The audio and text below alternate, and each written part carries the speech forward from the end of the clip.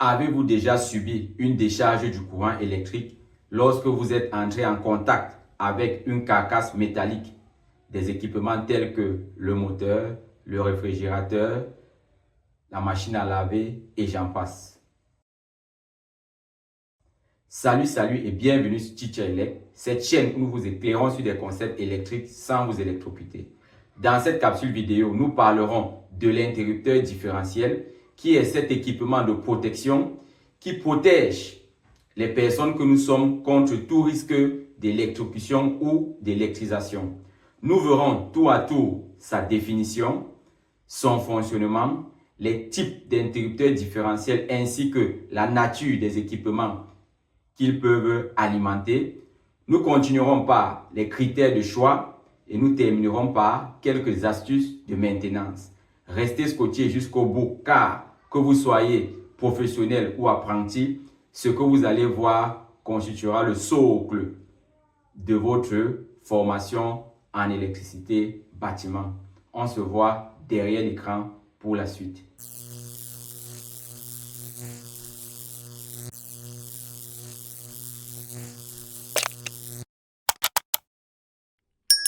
C'est quoi un interrupteur différentiel? C'est un équipement de protection qui protège les personnes contre les chocs électriques dus à l'existence d'un courant de fuite. Pour une mise en contexte, nous avons là en image un réfrigérateur qui est parcouru par un courant de défaut sur sa carcasse métallique et cet individu qui vient toucher ce réfrigérateur se fait électrocuter. Pourquoi cette électrocution? C'est tout simplement parce que il n'y a pas d'interrupteur différentiel qui protège ce réfrigérateur. D'où l'importance de cet équipement. Par la suite, nous verrons donc tout ce qui entre en jeu dans un interrupteur différentiel pour protéger des personnes contre ces cas de figure. En d'autres termes, les défauts sur les différentes carcasses métalliques de nos appareils. Comme caractéristique de l'interrupteur différentiel, nous avons son intensité nominale. Ici, c'est tout simplement le courant maximal que peut supporter en fonctionnement notre interrupteur différentiel. Nous avons très souvent des interrupteurs différentiels de 25, 40, 60 ampères. C'est ce qu'on voit là. Pour le cas de l'exemple précis, c'est 40 ampères. Comme autre caractéristique, nous avons son seuil de déclenchement. Ici, ce seuil de déclenchement s'exprime en milliampères. C'est ainsi que nous avons des interrupteurs différentiels de 500, 300, 30 et 10 milliampères. Pour le cas de notre interrupteur différentiel, ici en image, il est de 30 milliampères. Nous avons également le type ou alors la nature de notre interrupteur différentiel.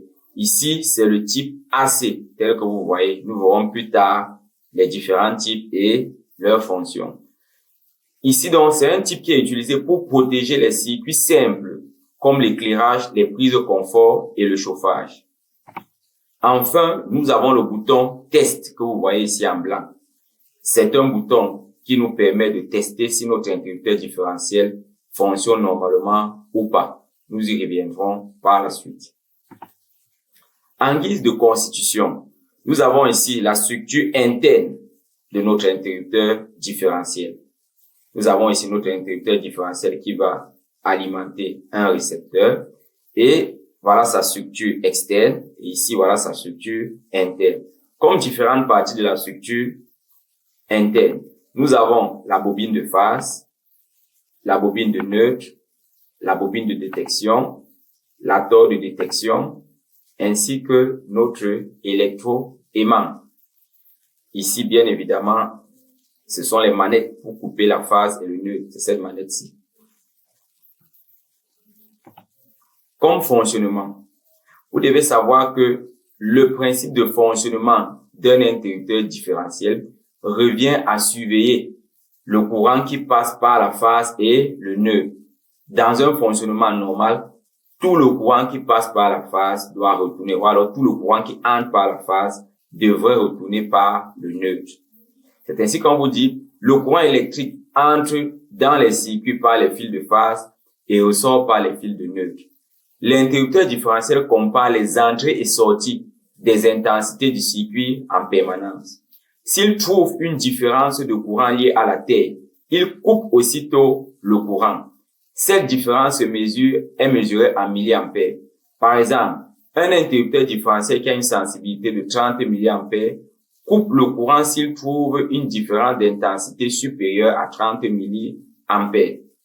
Pour mieux comprendre, nous regardons ce schéma.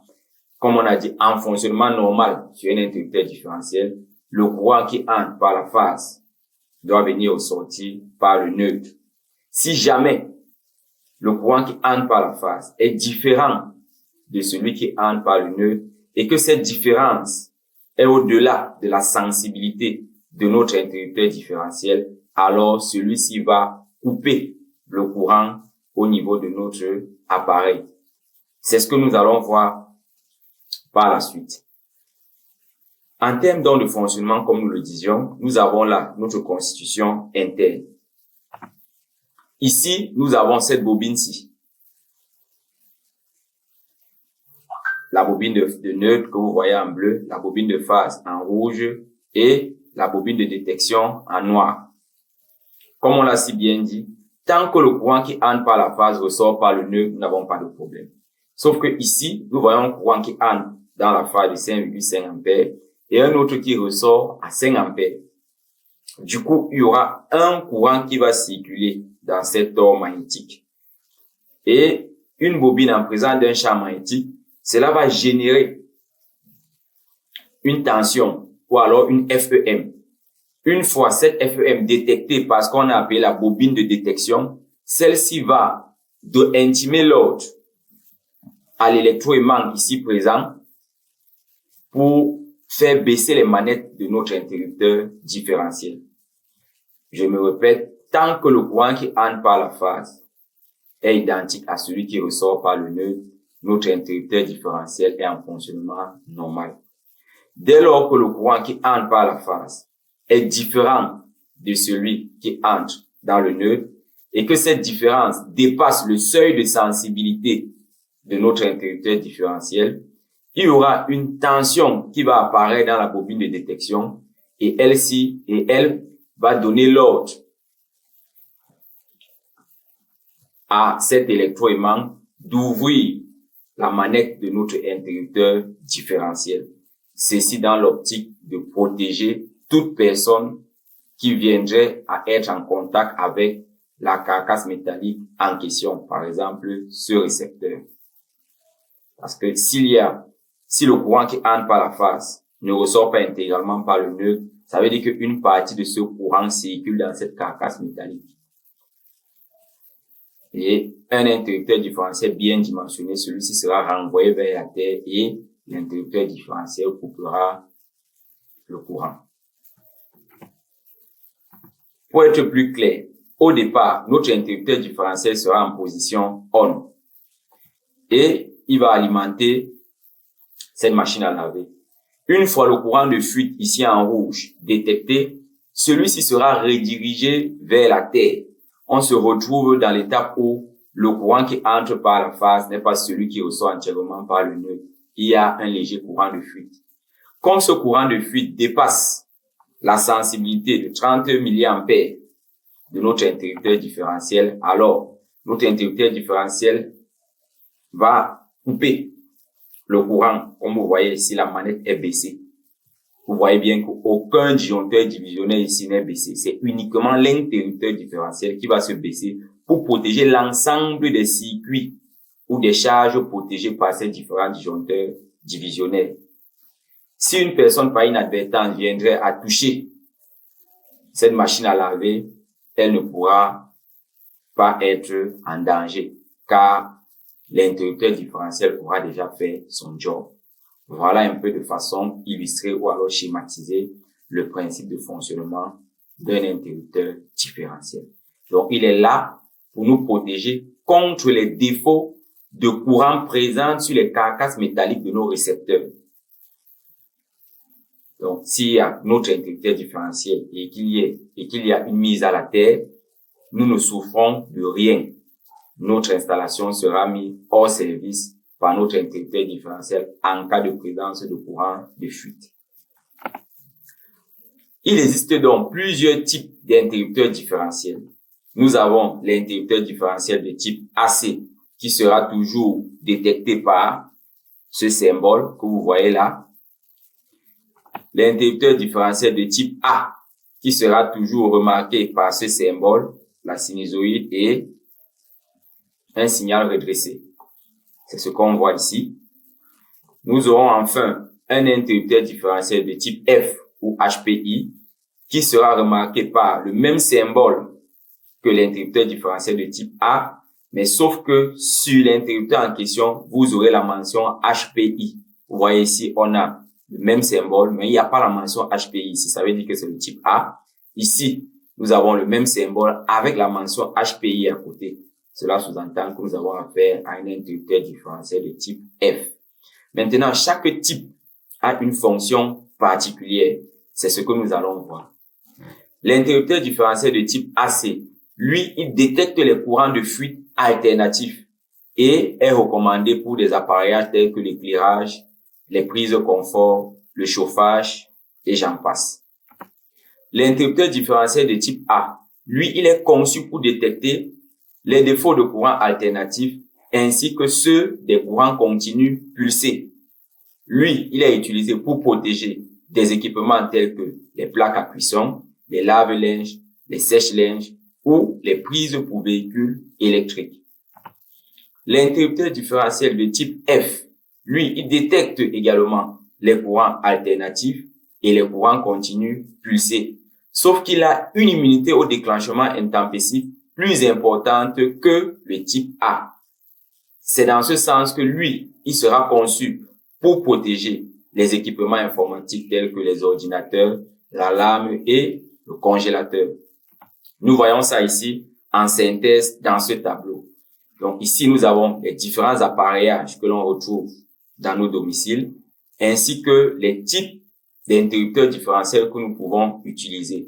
Donc le type AC ou A peut s'utiliser pour ces différents équipements: lumière, prise, volet roulant, convecteur, chauffe-eau, lave-vaisselle, four. Le type A, lui, va s'utiliser uniquement pour protéger les sèche-linges, les prises pour recharge de véhicules, plaques à cuisson. Et enfin, le type F, lui, sera utilisé pour protéger tout ce qui est congélateur, TV et équipements informatiques. Par la suite, où placer un interrupteur différentiel? Vous devez savoir qu'un interrupteur différentiel, étant donné qu'il est modulaire, je veux dire, il va être placé à l'intérieur d'un tableau électrique et entre le disjoncteur d'abonnement général et les disjoncteurs divisionnaires qui protègent les circuits électriques indépendamment les uns des autres. Donc, on veut nous dire ceci: l'interrupteur différentiel étant modulaire va forcément se placer ou alors s'insérer dans un coffret électrique. Maintenant, généralement, il sera situé entre le disjoncteur divisionnaire d'abonnement que vous voyez là et les disjoncteurs divisionneurs de protection des circuits. C'est-à-dire, quand je quitte de mon disjoncteur d'abonnement, je viens alimenter mon interrupteur différentiel, comme ils sont trois, et je sors de mon interrupteur différentiel, j'alimente mes différents circuits. Donc, cet interrupteur différentiel, il va alimenter ces circuits, celui-ci, ces autres, et celui-ci, les autres. Voilà à peu près comment est-ce que on positionne notre interrupteur différentiel. Je quitte du disjoncteur d'abonnement, j'entre dans mon interrupteur différentiel, je sors de mon interrupteur différentiel, j'alimente mes différents départs. Ou alors, je vais dire mes différents circuits. On continue toujours. Ici, nous voyons la vue intérieure de notre coffret électrique. Nous voyons très bien qu'il est modulaire, il vient se raquer sur ce rail. On positionne les différents circuits qu'il va alimenter. Ces deux câbles-ci proviennent du disjoncteur d'abonnement en haut et on sort de notre interrupteur différentiel. On vient alimenter notre premier circuit. On utilise donc les peignes de phase et de neutre pour faire la même chose sur les autres circuits. Ici, c'est une vue intérieure du coffret électrique sur un rail. Combien de disjoncteurs divisionnaires peut-on mettre sous un interrupteur différentiel? Ici, la norme est claire. Maximum 8 disjoncteurs divisionnaires pour un interrupteur différentiel. Donc, à la sortie de notre interrupteur différentiel, celui-ci doit protéger maximum 8 disjoncteurs divisionnaires. Le choix du calibre de notre disjoncteur, de notre interrupteur différentiel. Comment savoir si je vais utiliser un 25 ampères, un 40 ampères ou un 63 ampères? Pour pouvoir le faire, deux règles s'offrent à nous. Nous avons la règle de Lamont qui stipule que l'intensité de notre interrupteur différentiel doit être supérieure ou égale à l'intensité du disjoncteur d'abonné. Ici, c'est très simple et c'est même la règle la plus utilisée. En d'autres termes, mon disjoncteur d'abonné, si c'est par exemple 10 ampères, l'intensité de mon interrupteur différentiel doit être supérieure ou égale à 10 ampères. C'est-à-dire, je peux prendre un 25 ampères, un 40 ampères ou un 63 ampères. Si c'est 30 ampères, je ne pourrai plus prendre un interrupteur différentiel de 25 ampères. Je vais devoir prendre un interrupteur différentiel de 40 ou 63. Donc, ainsi de suite. La règle de Lamont est très simple. La deuxième règle pour le choix du calibre, c'est la règle de Laval. La règle de Laval stipule que l'intensité de notre interrupteur différentiel doit être supérieure ou égale à une fois la somme des intensités des disjoncteurs protégeant les circuits tels que les convecteurs, les chauffe-eau et les prises des véhicules électriques, plus la moitié de la somme des intensités des disjoncteurs des circuits de prise, lumière et autres. Prenons un exemple. Ici, nous avons un interrupteur différentiel qui protège 3 circuits. Parmi ces 3 circuits, nous avons un convecteur, un circuit de prise, un circuit de lumière. Selon la règle de Laval, pour dimensionner ou alors pour choisir l'intensité de mon interrupteur différentiel, je vais venir prendre une fois la somme de chacun de ces circuits. Ici, j'ai le convecteur, donc je vais déjà prendre 20 ampères pour mon calcul, plus les circuits de prise, on prend la moitié de la protection, les circuits de lumière, la moitié. Comme le circuit de prise est à 16 ampères, je vais mettre 8. Comme le circuit de lumière est à 10 ampères, je vais mettre 5. S'il y avait un chauffe-eau, je devais prendre l'intensité du chauffe-eau. Ici, j'ai pris un exemple avec 3 circuits. Circuit convecteur qui compte 1, circuit prise qui compte la moitié, circuit lumière qui compte la moitié. Je vais donc faire 20 plus 8 plus 5. Ça va me donner 33 ampères. D'après la règle de Laval, mon interrupteur différentiel doit avoir un calibre supérieur ou égal à 33 ampères. La valeur normalisée directement supérieure, c'est 40 ampères. Je peux également prendre 63. Donc, voici pour ce qui est du choix de l'ampérage de mon interrupteur différentiel. Soit j'utilise la règle de Lamont, soit j'utilise la règle de Laval. Mais vous convenez avec moi que la règle de Lamont est plus simple. Je regarde l'intensité du disjoncteur d'abonné et je choisis directement une intensité supérieure ou égale à cette intensité du disjoncteur d'abonné pour mon interrupteur différentiel. Combien d'interrupteurs différentiels devra-t-on utiliser dans un logement?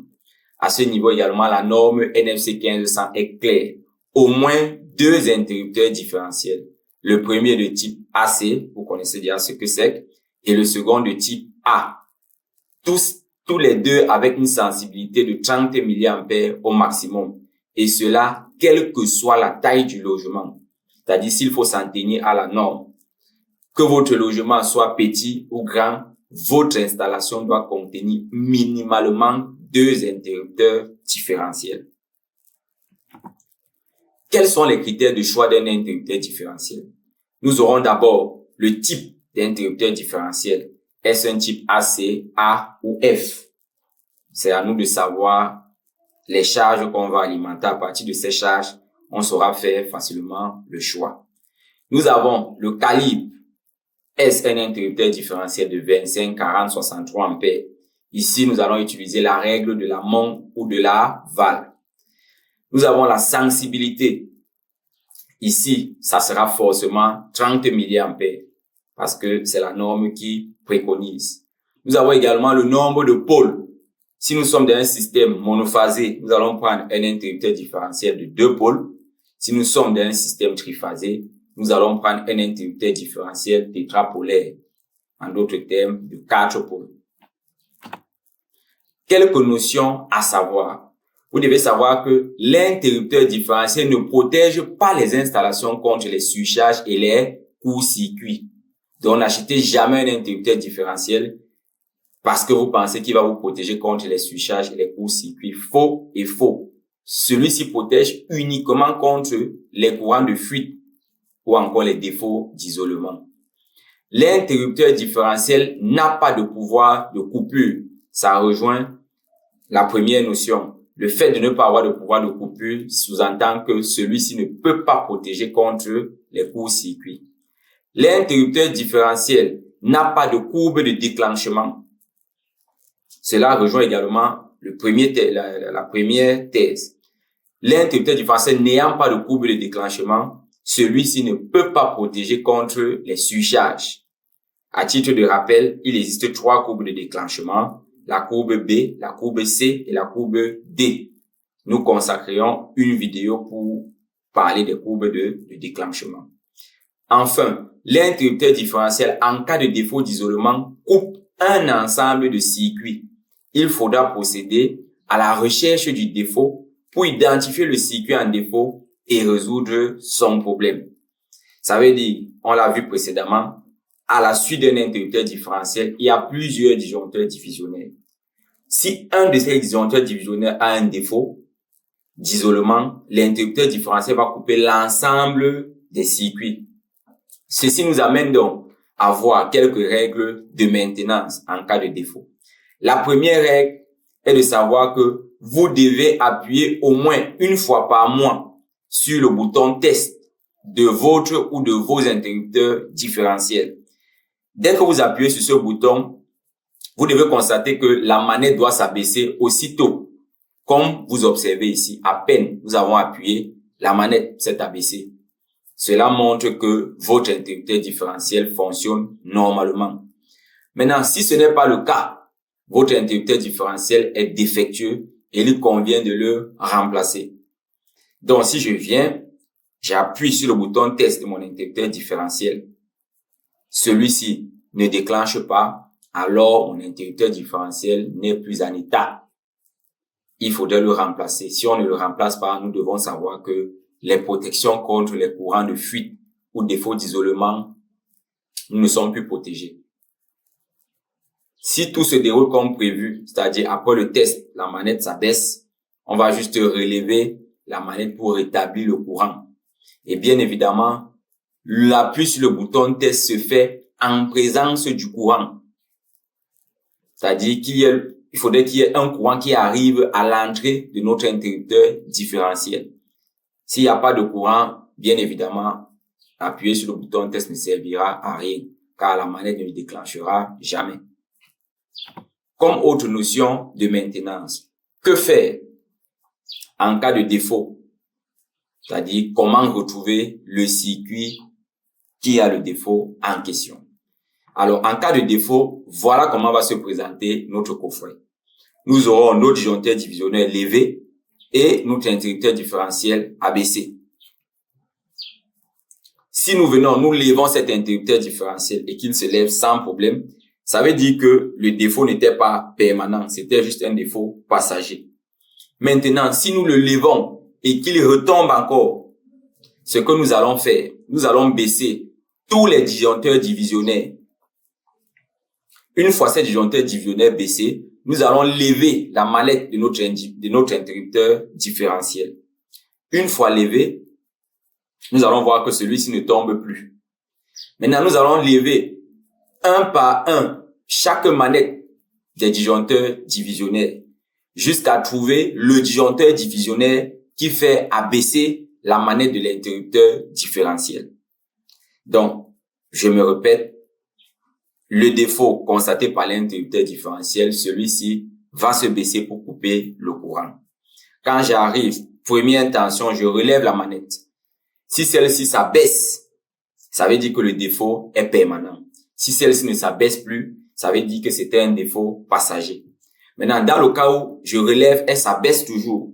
Ce que je fais, je baisse tous les disjoncteurs divisionnaires. Je relève la manette de mon interrupteur différentiel. Elle ne va plus s'abaisser. Et je commence à lever un par un chacun de ces disjoncteurs divisionnaires jusqu'à trouver le disjoncteur divisionnaire qui, lorsque je le lève, fait abaisser la manette de mon interrupteur différentiel.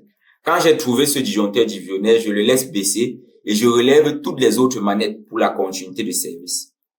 La prochaine action que j'entreprends, j'identifie ce disjoncteur divisionnaire en question protège quel circuit. Si c'est par exemple le circuit de la machine à laver comme nous avons vu plus haut, nous allons vers la prise de la machine à laver. Nous la démontons, nous regardons s'il n'y a pas peut-être un contact entre la phase et la terre ou entre le neutre et la terre. Bref, on inspecte bien notre machine à laver et on revient armer son disjoncteur. Dès que l'armement est fait et que l'interrupteur différentiel n'est pas baissé, ne s'est pas affaissé, on peut comprendre qu'on a évacué le défaut et notre installation continue de fonctionner normalement. Si vous avez aimé cette vidéo, n'hésitez surtout pas de la partager, de la liker, de nous laisser des commentaires et surtout d'activer la cloche de notification pour ne pas rater les prochaines vidéos.